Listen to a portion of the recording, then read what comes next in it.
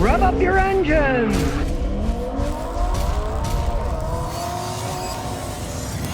Well, don't say I didn't say so, but I did. Electrify America is now completely changing their pricing structure, and guess what? Everything costs more now. Oh, electric cars will be cheap to recharge it. No, it won't. If they build a big infrastructure, who do you think is going to pay for it?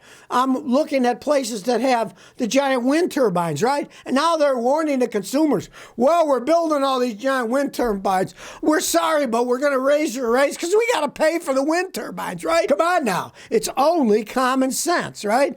And in this case, they're charging a higher monthly fee to be a member of Electrify America. They're getting rid of consistent pricing, say you pay so much kilowatt hour to individual areas, which of course is going to be higher. And they're going to enforce idling fees, that once your vehicle's charged up, if it sits there, they're going to charge you so much per minute for having your vehicle sitting there. So let's say you're driving somewhere and you say, I got to charge up my car. It's going to take an hour or something. I'll go watch a movie. Well, if the movie's 2 hours long, you're going to pay a bunch of money per minute when it's sitting there idling and no one's using it to charge it up, right? Don't think that this crap isn't getting more expensive. Now they've already done this, right? They changed their pricing structure. Electric cars have just started, right? Guess what's going to happen when there's millions of them out there, if ever, right?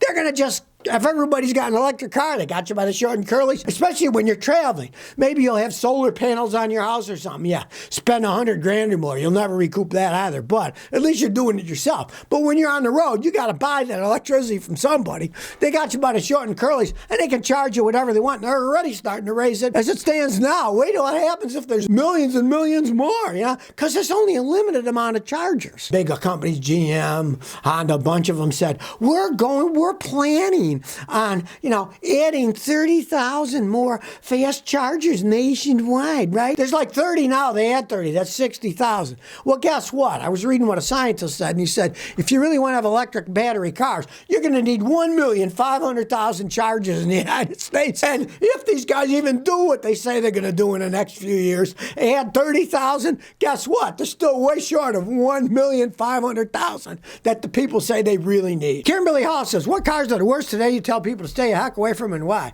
Well, there's so many of them. I'd be talking for days, right? But let's start with numero uno on the list. Don't waste your money on electric cars. The technology isn't here. The batteries cost too much money. There's no place to charge them. I rented an electric BMW. Best money I ever spent. Now, it was Turo, so it wasn't bad. It was only $65 a day, so I rented it for 2 days, right? What nonsense those things are, right? And of course, you'd want to stay from the absolute crapper cars. Fiats, Alfa Romeos, Chryslers.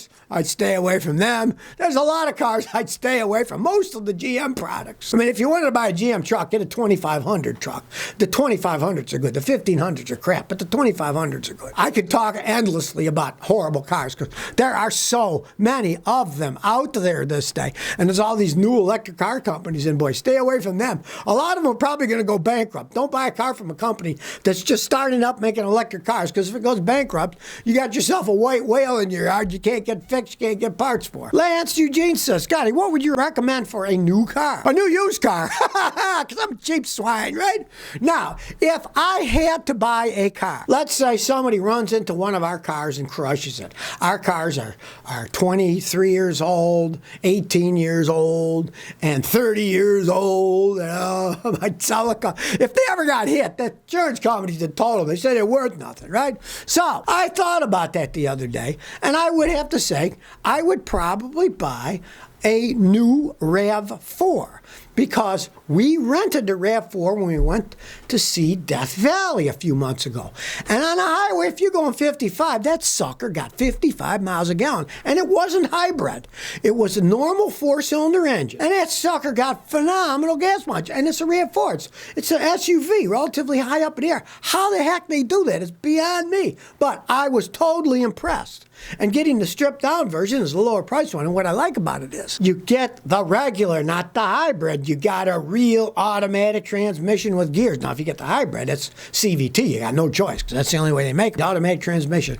I was impressed. I was totally impressed with that car. But I'm a cheapskate. I won't do that unless somebody runs into one of my cars. Hey, Joseph says, Scotty, got a 2012 Jeep Patriot.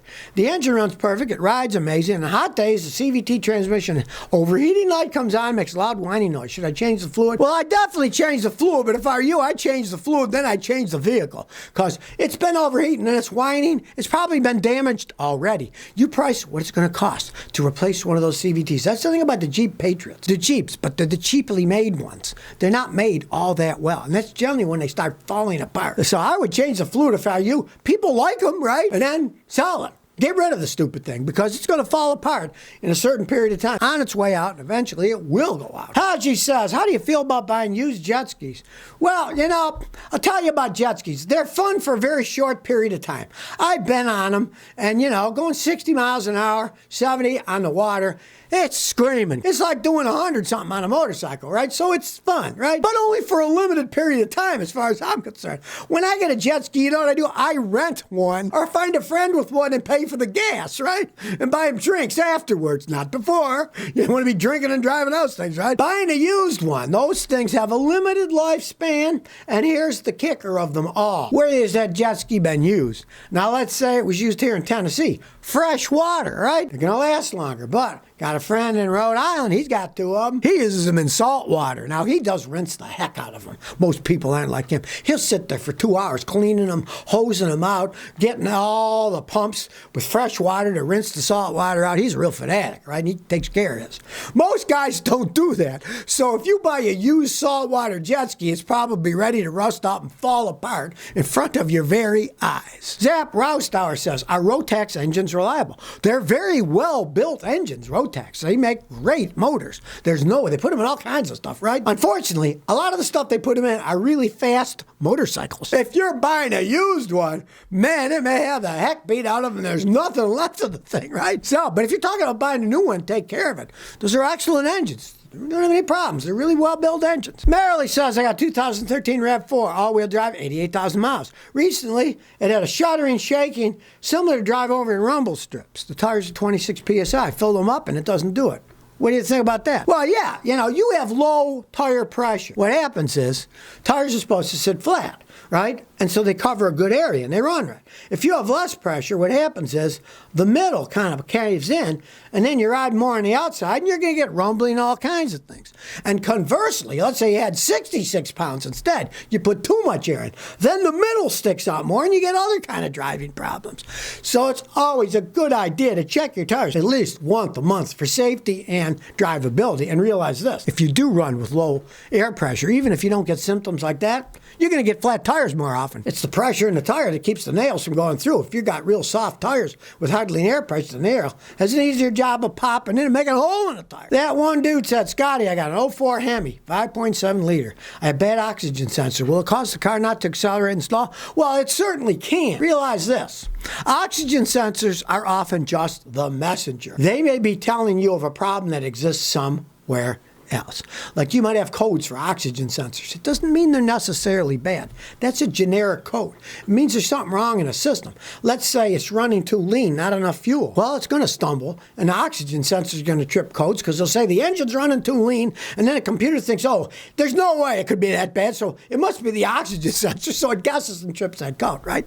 If they actually are bad, yes, it can cause that to happen. But that may or may not be the problem. It's a relatively complex feedback system using the sensors, computers, all kinds of software and wiring. And problems can happen just about anywhere. CJ Hargrave says, when changing spark plugs, do they thread all the way down or just till they're tight? Okay, well, you want to thread them down. There is actual specifications. Now, modern cars, you don't put any kind of dielectric grease or anything on a spark plug because they're already coated, so you don't put anything on. You put them in dry. Right? Then you get a torque wrench. And let's say it says tighten them to 36 foot-pounds. Then you tighten them with the wrench to 36 foot-pounds. When it goes click, that's 36 foot-pounds. You leave them alone. Now, if you don't want to be an absolute pro, what you do is you get them tight, finger tight. Then you tighten them with a wrench. And then they're kind of snug. Then turn them like 20, 30 degrees more to make sure they're snug. But the absolute best way is with the torque wrench. And you can get a torque wrench for 40 or 50 bucks. Professor Milo says, Scotty, are BMW bikes as bad as I've seen it, or is wasn't me.